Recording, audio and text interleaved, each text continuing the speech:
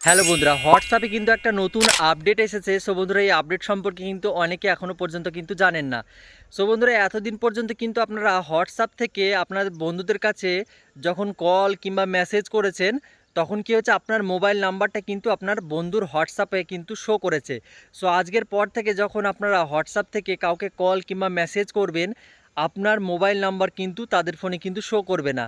শুধুমাত্র জাস্ট একটা user name কিন্তু তাদের ফোনে কিন্তু শো করবে। তাছাড়া মোবাইল নাম্বারটা কিন্তু তাদের ফোনে কিন্তু শো করবে না। তাতে করে কিন্তু তারা বুঝতে পারবে না যে কোন মোবাইল নাম্বার থেকে কল কিংবা মেসেজটা এসেছে।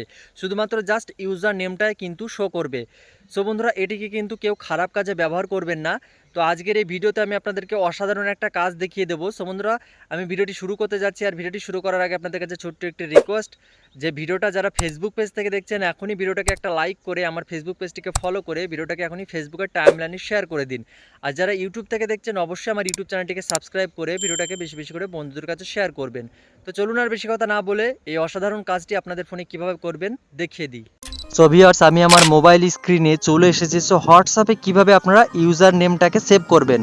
আপনি আপনার হোয়াটসঅ্যাপে যখনই ইউজার নেমটাকে সেভ করবেন, সেভ করার পরে যখন আপনি আপনার বন্ধুকে নালে ভাই ব্রাদারকে কল করবেন, কল করলে কি হবে, তার মোবাইলে কিন্তু আপনার হোয়াটসঅ্যাপ নাম্বারটা কিন্তু শো করবে না, শুধুমাত্র ইউজার নেমটাই কিন্তু তার ফোনে কিন্তু শো করবে।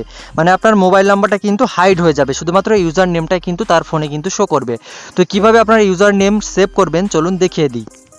তো প্রথমে যেটি করবেন, আপনাদের ফোনে হোয়াটসঅ্যাপটিকে ওপেন করবেন। হোয়াটসঅ্যাপটিকে ওপেন করে নিয়েছি। তো এখন এই যে ডান দিকে কোনায় ক্যামেরা আইকনের পাশে 3 ডট লাইন পাবেন, 3 ডট লাইন। তো আপনারা কী করবেন, এই 3 ডট লাইনে একটা ক্লিক করবেন। ক্লিক করার পরে নিচের দিকে দেখুন স্টার্টেডের নিচে সেটিংস বলে লেখা আছে, সেটিংস। তো আপনারা কী করবেন, এই সেটিংসের ওপরে একটা ক্লিক করবেন। ক্লিক করার পরে দেখুন উপরের দিকে অ্যাকাউন্ট বলে লেখা আছে, অ্যাকাউন্ট। তো আপনারা কী করবেন, এই অ্যাকাউন্টের ওপরে একটা ক্লিক করবেন। ক্লিক করার পরে দেখুন এখানে বিজনেস প্ল্যাটফর্মের নিচে ইউজার নেম বলে লেখা আছে, ইউজার নেম। তো আপনারা কী করবেন, এই ইউজার নেমের ওপরে একটা ক্লিক করবেন। ক্লিক করার পরে এখানে নিচের দিকে দেখুন লেখা আছে রিজার্ভ ইউজার নেম বলে লেখা আছে নিচের দিকে, রিজার্ভ ইউজার নেম। তো আপনারা কী করবেন, এই রিজার্ভ ইউজার নেমের ওপরে একটা ক্লিক করবেন। সো ভিউয়ার্স, আপনাদের সামনে দেখবেন ইউজার নেমের একটা অপশান আসবে। তো আপনারা কী করবেন, ওখানে নিজের নাম দিয়ে একটা সংখ্যা দিয়ে একটা ইউজার নেম আপনারা দিয়ে দেবেন। দেওয়ার পরে নিচে আপনারা রিজার্ভ বলে লেখা উঠবে। তো আপনারা রিজার্ভের উপরে ক্লিক করবেন। ক্লিক করার পরে দেখবেন আপনার ইউজার নেমটা দেখবেন সেভ হয়ে যাবে, ঠিক আমার মতো। ওটা সিকিউরিটি অ্যান্ড প্রাইভেসির জন্য ওখানে স্ক্রিন রেকর্ডটা হচ্ছে না, যে কারণে আমি দেখাতে পারছি না। তো আপনারা ইউজার নেমের জায়গায় আপনাদের নাম দেবেন। নাম দেওয়ার পরে একটা সংখ্যা দিয়ে দেবেন, 2 3 4 5 আপনার পছন্দ অনুযায়ী একটা সংখ্যা দিয়ে দেবেন। দেওয়ার পরে নিচে দেখবেন রিজার্ভ বলে লেখা উঠবে। তো রিজার্ভের উপরে ক্লিক করবেন। ক্লিক করার পরে দেখবেন আপনার ইউজার নেমটা কিন্তু সেভ হয়ে যাবে, তৈরি হয়ে যাবে। তারপরে আপনি যখনই হোয়াটসঅ্যাপ থেকে কারোর কাছে কল করবেন, কল করলেই কিন্তু আপনার ফোন নাম্বারটা কিন্তু তার কাছে শো করবে না, শুধুমাত্র ইউজার নেমটাই কিন্তু তার ফোনে কিন্তু শো করবে।